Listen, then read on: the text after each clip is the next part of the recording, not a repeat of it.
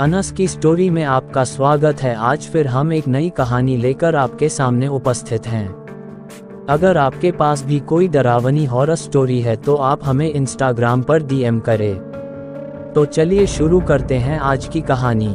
पेड़ में रहने वाली वॉटिका, एक खूनी आत्मा का वासस्थान। शहर के बाहरी इलाके में, जहां शहर का शोर धीरे धीरे फीका पड़ जाता है, एक घना जंगल था। जंगल के बीच में एक विशालकाय बरगद का पेड़ था।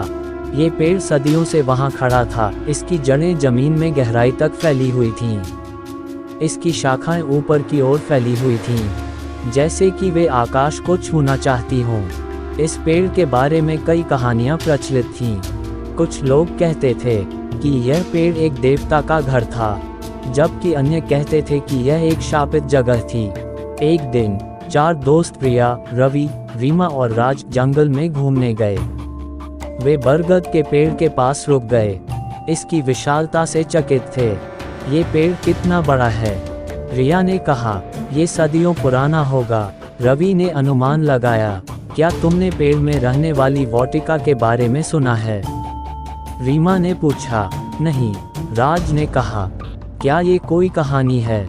हाँ, रीमा ने कहा जाता है कि एक बार एक सुंदर लड़की थी जिसका नाम वॉटिका था।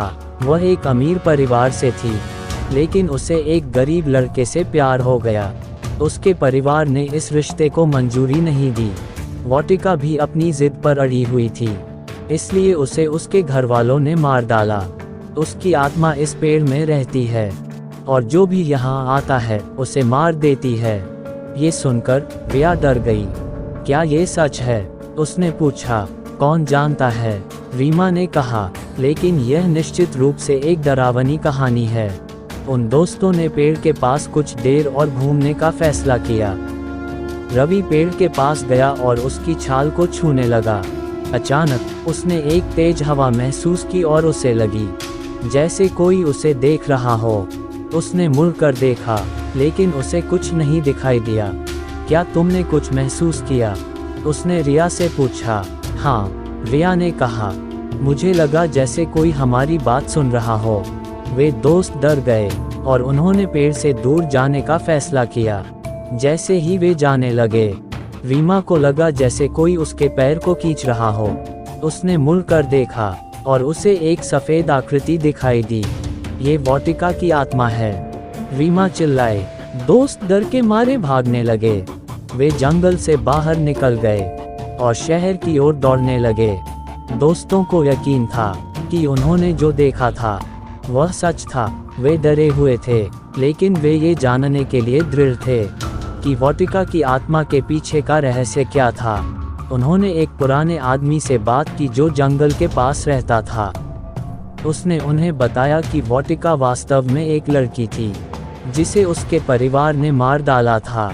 उसकी आत्मा पेड़ में रहती है और उन लोगों से बदला लेती है जो उसके पास आते हैं। पुराने आदमी ने उन्हें ये भी बताया कि वॉटिका की आत्मा को शांत करने का एक तरीका है। उन्हें पेड़ के नीचे एक दीपक जलाना होगा और उसकी आत्मा से क्षमा मांगनी होगी। उन चारों दोस्तों ने पेड़ के नीचे एक दीपक जलाया और वॉटिका की आत्मा से क्षमा मांगी। एकदम से पेड़ से एक भयानक लड़की निकली जो कि लाल रंग के कपड़ों में थी। वह बहुत ही डरावनी लग रही थी। उसे देखकर वे लोग डर गए। उन्होंने उसे बताया कि बदला लेने से कुछ भी नहीं होगा। उन्होंने काफ़ी देर तक उसे समझाया। वो उससे क्षमा मांगी। अंत में वॉटिका ने उन्हें माफ़ किया और उसने उस पेड़ से जाने का बोला। वॉटिका आसमान में हवा बनकर उड़ गई। वे चारों दोस्त खुश हुए और वहां से चले गए। अंत। अगर आपको वीडियो अच्छी लगी हो तो प्लीज़ वीडियो को लाइक करें और चैनल को भी सब्सक्राइब करके बेल नोटिफिकेशन को ऑल पर प्रेस कर दें। Thanks for your watching.